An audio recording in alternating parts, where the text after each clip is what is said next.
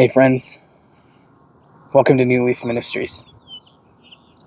The message that I have for you today is one that I've been sitting on for a bit too long. And especially with everything that's going on right now, I think it's time. I feel like God is urging me that it's time. And I'm excited to share it with you because wherever the Spirit of the Lord is, there is freedom. And this is a message of freedom today. So now is the time. Our God, our King of Kings, gave a final commandment before ascending into heaven to be with the Father and to await his second coming. Mark 16:15 says, "And then he told them, 'Go into all the world and preach the good news to everyone.'" I've looked at so many translations for this verse. I'm talking NIV, NASB 2000, The Message, KJV, New King James Version, ESV, NLT, etc. And it's clear what he means. When he says everyone, he means everyone. In fact, in some versions, he means all of creation, which is even bigger than everyone. Now, when he says, "Go and preach to everyone," I'm sure a lot of you are thinking, yeah, we've done that. We've stood on corners with megaphones, and we've yelled at people at pride parades and at funerals and at other gatherings and this and that. If people really want to know who God is, they've been given an opportunity. But I unfortunately have to disagree because of what he says, because of his commandments to us and how we're supposed to speak with others, especially those outside the church. As followers of Christ, we must be gentle with outsiders.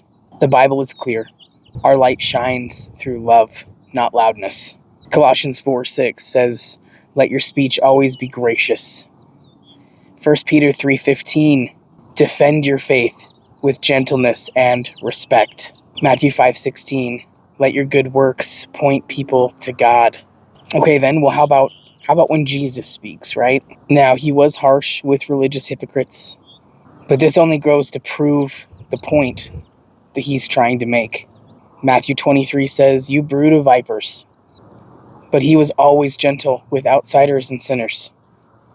John 4, Luke 19, Luke 7. Look it up. Even Paul only got harsh when someone was actively fighting the gospel. Acts 13:10. Bottom line, outsiders don't need us yelling or condemning them. They need to see Jesus and how we love and how we speak and how we live. That is how we reach hearts and minds. That is how we go to everyone. That is how we maintain graciousness and respect for who they are. Because you can't expect to throw salt or vinegar into someone's mouth and for them to like it. Where does that work? And just to drive the point home, gentleness was not a recommendation. Gentleness was not a suggestion. It was a commandment. Believers who lack gentleness are as follows: often self-deceived, James 1:26, potentially false or fruitless, Matthew 7, actively hindering the gospel, Romans 2:24, and lastly, disobeying God's commands. That's 2 Timothy 2. God's not joking about this. He was gentle with us. But even when Gentiles were first, I'm not going to say the word allowed because they weren't allowed, but when they were first welcomed into the church by the apostles who were meant to go and speak with them, mostly Paul, he did his very best to be gentle with them, to teach them, to guide them, to grow them. And once they're in and once they understand, then we can sharpen each other. Then we can work on the things that need to be worked on. But when you're outside, you're not in a position to be criticized. You don't even have a foundation to stand on yet. In God's kingdom, gentleness is not weakness. It's evidence of the Spirit living within us. See Galatians 5:22 through 23. Gentleness is a part of the fruit of the Spirit. No gentleness means no fruit, means no Spirit. Gentleness is important and is something that we mustn't skip over, especially if we're going to be welcoming in anyone into God's kingdom. And we were told everyone, so we have a responsibility to welcome everyone. Now, with that said, I'm going to get to the meat and the potatoes of why I'm doing this video at all, what the message is, what the point is. I would like to officially welcome to the church with open arms and love and grace to the body of Christ all of those who are gay, who are lesbian, who are bisexual, who are transgender, who are asexual, who are questioning, who are non-binary. I don't care what you identify as or even what your lived experience is. Not that it's not important, but it is no longer a hindrance for you to come to the table. You have a place at the table with the Lord, and He wants you. He loves you. He really does.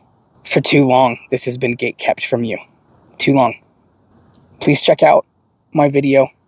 I'll link them here so that you can learn about the heart of God's law and how these people who are in the LGBTQ+ are not violating God's law, which is how He can and He does welcome them into the church and into His kingdom. And I want you to also check out this video about what God does condemn.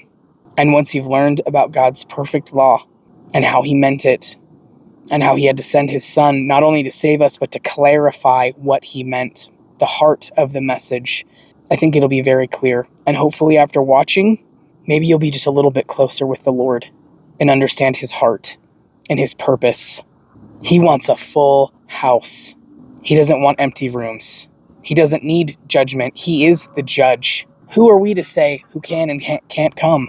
We were warned against this. Look, I'm speaking to the LGBTQIA+ right now when I say that you have been pushed out of families, out of churches, out of communities, out of workplaces, out of cities and countries for far too long. You have been oppressed and you have been murdered. You have been turned into polarizing political rhetoric for either side of the spectrum, and not for your benefit, but to win votes or support for one side or the other. You were talked about as the oppressed by Jesus Himself. You are no longer a stranger in His house. You are welcome.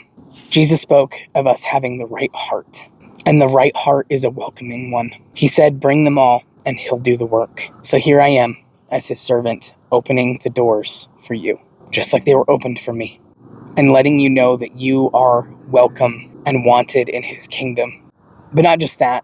This kingdom that I'm talking about, it wasn't just made for you, but you were made for it. You weren't a mistake. He knew what He was doing.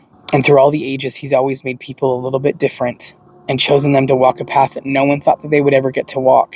In fact, it's got God's handiwork all over it. And in this kingdom, you will receive love. You will receive safety. You will be accepted. You already are. He hasn't forgotten you. So please join me with the other true members of the faith. Come sit at the table and be blessed. You are loved. You were made on purpose, with a purpose, for a purpose. He has always wanted you, and let no one tell you that you are not welcome or that you are not wanted, because that is not the truth. I hope this message finds you well, and I hope that it sparks something deep inside of you that maybe you haven't felt in a long time.